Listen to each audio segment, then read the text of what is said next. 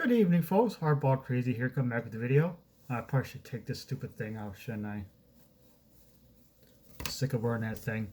I just got home from work and thought I'd do a video. I haven't done one in a while. Excuse my COVID hair. I'm getting terrible. Need a haircut. Um, so I've been kind of waiting for some packages in the mail and kind of cards go together with other cards I got. And there's a couple of eBay bucks. Promotions that came along in the last few weeks for me. So I picked up a few minor cards, nothing huge, but I'm kind of waiting for cards to come in and kind of coincide with other cards they got. But I'm still waiting. Even though a couple cards got delivered, but I still haven't seen them. I'm kind of getting ticked off. But what can you do? This is the time we live in right now. So I'm going to showcase some cards they got last few weeks. Nothing major, some cool stuff. Everything totally running the gamut here of vintage, old, slabbed, raw, domestic, foreign. Got a set here. Got an autograph in here. A little bit of everything. So I'm gonna start off with the little team set I got. If you know me, I like the regional rookie cards. It's fun to get harder to find rookie cards of the stars and Hall of Famers.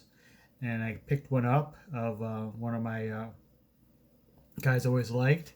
1983 Indians Wheaties Julio Franco.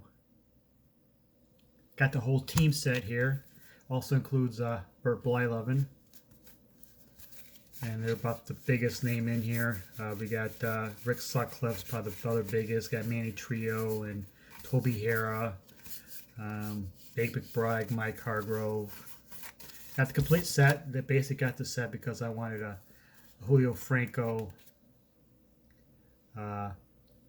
regional rookie card. These are the backs of them. Got the complete stats. So I got that.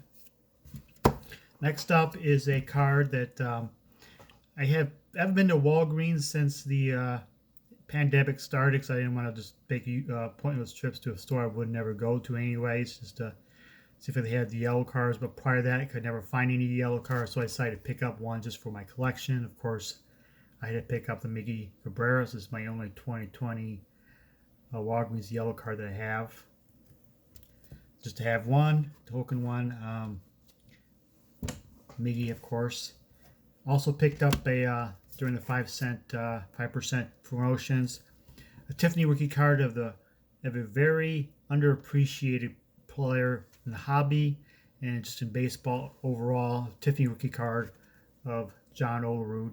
He was a very, very good player, but he gets absolutely no hobby love, no fan love outside of a couple cities he played in, but he was one heck of a player. This is the Tiffany version. One day I'm looking for his Topps traded Tiffany. Next up is those Topps team sets. I picked up one of Nicholas Castellanos as a Cub. I pulled the Topps gallery card of him as a Cub. I wanted a card of him as a Cub for my collection, but that gallery card is very ugly. So I got using the set of Topps regionals, those team sets you find read packs in retail stores. Castellanos is that.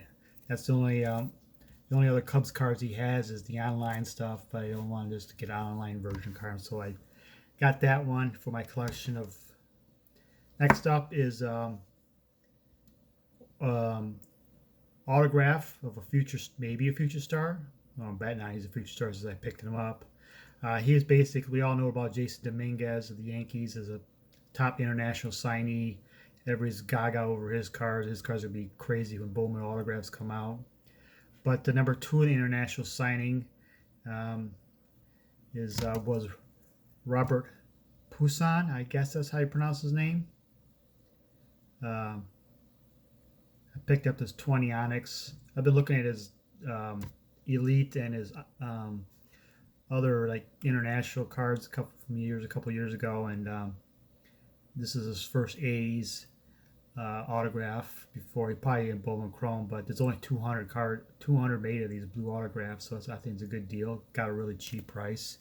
Could be a future star. Next up is a card Johnny Cueto rookie card. Always like Johnny Cueto, but this is the Kmart Gold version of the 2008 Topps. Like that card. Cool card to have in my collection. Next up is a through the mail autograph success of Louisiana Lightning, Ron Guidry, 1980 Topps. It took me about almost a month or so to get it back. Mr. Guidry, thank you, sir.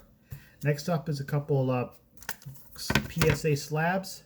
If you watch the Mangini collection, he's been showing some vintage Japanese cards. I've been eyeing a few of them, so I've been learning about some of the players. I want to get at least a card, playing days card of the best Japanese greats, so that's what I did.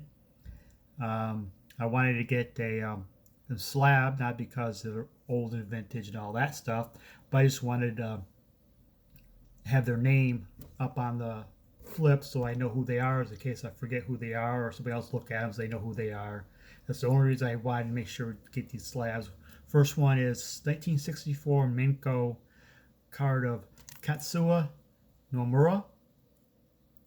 He's like second all-time in home runs and RBIs in Japanese baseball history. He's the first player to win Triple Crown in Japanese history, and he's got a lot of All-Stars and MVPs, and several titles too. This is what the back looks like. Katsuya Nomura. The other guy I got is one of the first ones I learned about. Just because I read about his backstory, and he's like Isayo Haramoto, 1964, but different set. He's a fascinating story. When he was like 4 years old, he was like on a riverbank, and he was like grilling food, and some truck or something backed into him, so he fell into the fire and burned his hand, and his right hand became useless.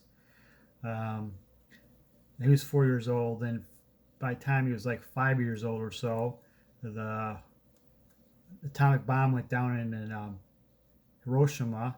He was there, but he was like blocked by the mountain. But his older sister was in a different part of town, so she ended up passing away. And soon after all the thing, his parents became jobless, so his dad went back to his native Korea, because he's a Korean of heritage. And within a year or so, while he was over in Korea, he passed away. So by the time he was 6 years old, 3 rather tragic events happened. Then he just fell in love with baseball, learned how to bat, and used his hand left-handed, and became one of the all-time greats in Japanese baseball history, and is the only man to hit 3,000 career hits in Japan. Fascinating story. He's still around, and the only atomic bomb survivor ever to play professional baseball. And the last two is a couple vintage cards, one slab, one not. Just a couple cards I've always wanted, but finally pulled the trigger. Just a card of these guys and different teams that I have. We know Lou Brock as with the Cardinals, but this is my first Lou Brock card with the Cubs. 64 Topps, his third-year card. I wanted a Lou Brock card with the Cubs, and I wanted a Roger Maris card with the Cardinals, where he finished his career with, and he played a couple World Series with. 68 Topps, SGZ 5.5. There you have it. Hope you enjoyed the video. I'll try to get some more videos out here soon. Hopefully get some cards in the mail. And thank you for watching.